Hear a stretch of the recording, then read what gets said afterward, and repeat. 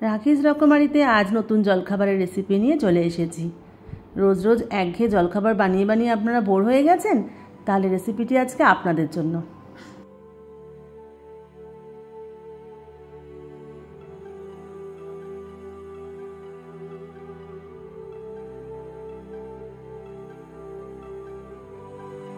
খুব হেলদি এই রেসিপিটি আপনারা বানিয়ে নেবেন অতি সহজেই। তো দেখুন, প্রথমে আমি একটা মেজারিং কাপ অনুযায়ী 1 কাপ মতো ডালিয়া নিয়ে নিয়েছি।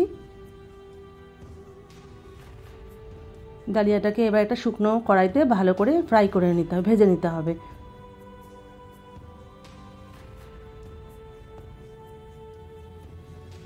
ভালো করে একটু ভেজে নিতে হবে যতক্ষণ না একটা ভালো সুন্দর গন্ধ বেরাচ্ছে, আটা ভাজার গন্ধ, ততক্ষণ এটা ভেজে নিতে হবে।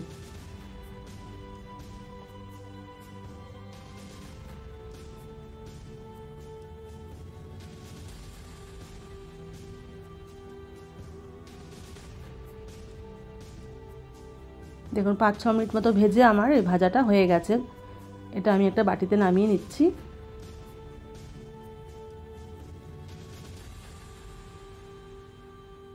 এবার আমি জল দিয়ে এটা ভালো করে ধুয়ে নেব।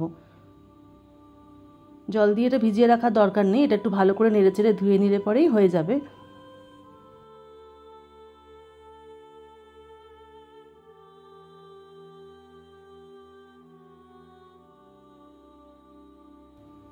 দেখুন ভালোভাবে আমি ধুয়ে নিয়ে একটু ছাঁকনির মধ্যে এটাকে ছেঁকে নিচ্ছি, যাতে করে পুরো জলটা ঝরে যায় আর সুন্দর শুকনো শুকনো হয়ে যায় ডালিয়াটা, কোনো জল যাতে না থাকে। এরপরে আমি কড়াই বসিয়ে নিলাম, তাতে সামান্য পরিমাণে সাদা তেল দিয়ে দিলাম। আপনারা চাইলে ঘি ইউজ করতে পারেন, আমি সাদা তেল দিয়েছি। কিছু চিনে বাদাম আগে ভেজে নেব।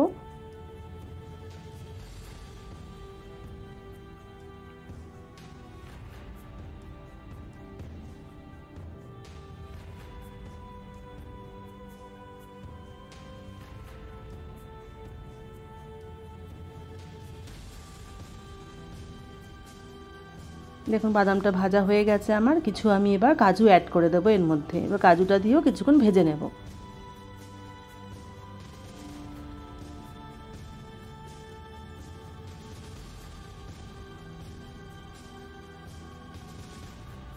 এবার ভাজা আমার হয়ে গেছে। এবার আমি একটি বাটিতে তুলে নেব কাজু আর বাদামটা। এবার কড়াইতে যেই তেলটা ছিল সেই তেলের মধ্যে দেখুন আমি আগে থেকে ছোট ছোট করে আলু, ক্যাপসিকাম, গাজর কেটে ধুয়ে রেখেছি, সেটা দিয়ে দিলাম।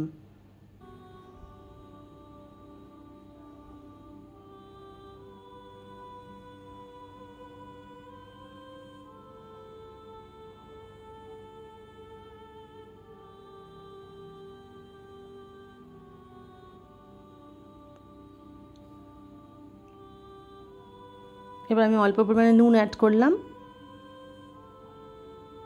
অল্প একটু আদা গ্রেট করে রেখেছিলাম, সেটা দিয়ে দিলাম।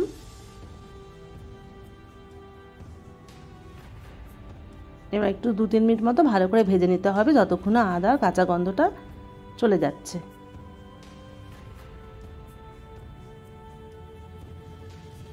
এবার একটা কাঁচা লঙ্কা আমি ছোটো ছোটো করে কেটে রেখেছিলাম, সেটাও দিয়ে দিই। এবার যেই মেজারিং কাপে আমি ডালিয়া নিয়েছিলাম সেই মেজারিং কাপেরই ডবল জল নিতে হবে। আমি দু কাপ জল দিয়ে দিলাম। দেখুন ওর মধ্যে সামান্য পরিমাণে কিশমিশ দিয়ে দিলাম।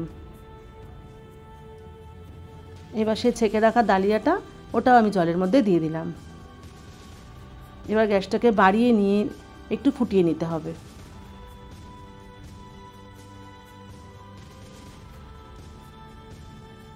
একটু বাড়িয়ে নিয়ে ভালো করে ফোটাতে হবে। তার আগে সামান্য পরিমাণে নুন দিয়ে দিচ্ছি।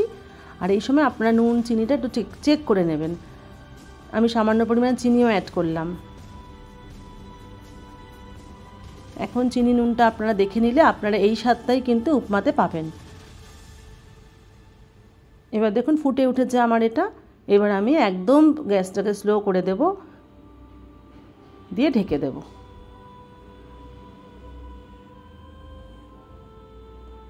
সাত মিনিট মতো রান্না করলেই স্লো করে একদম ঢেকে হয়ে যাবে আমাদের ঝরঝরে ডালিয়ার উপমা। দেখুন 7 মিনিট পর আমি ঢাকনা খুলেছি। ঢাকনা খোলার পরে দেখুন আমার ডালিয়াটা প্রায় রেডি হয়ে গেছে। একটু একটু আছে জল, দেখতে পাচ্ছেন, সেটা আস্তে আস্তে করে শুকিয়ে যাবে।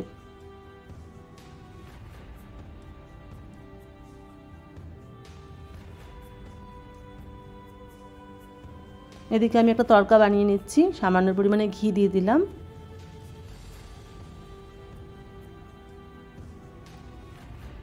সর্ষে দিয়ে দিলাম, দুটো শুকনো লঙ্কা ফোড়ন দিয়ে দিলাম,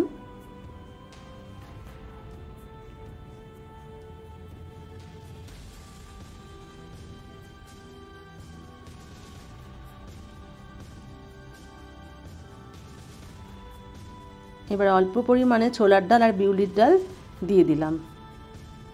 এটাকে অল্প করে ভেজে নিতে হবে।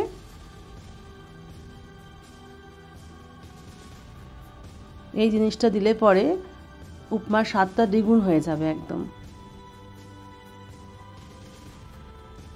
এবার সামান্য পরিমাণে 1 মুঠো মতো কারি পাতা দিয়ে দিলাম। এবার কারি পাতা দিয়ে নেড়ে চেড়ে উপমার মধ্যে আমি মিশিয়ে দেব।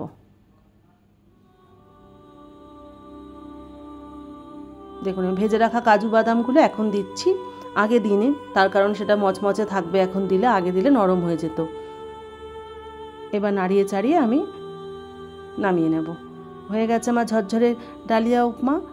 কেমন লাগলো রেসিপিটি? এই হেলদি রেসিপিটি আপনারা বানিয়ে খেতে পারেন, জলখাবারে কেন সন্ধ্যের টিফিনেও আপনারা খেতে পারেন, খুবই ভালো লাগবে খেতে। ভালো লাগলে অবশ্যই লাইক শেয়ার কমেন্ট করবেন। নতুন বন্ধুরা অবশ্যই সাবস্ক্রাইব করে পাশে থাকবেন। সবাইকে অসংখ্য ধন্যবাদ।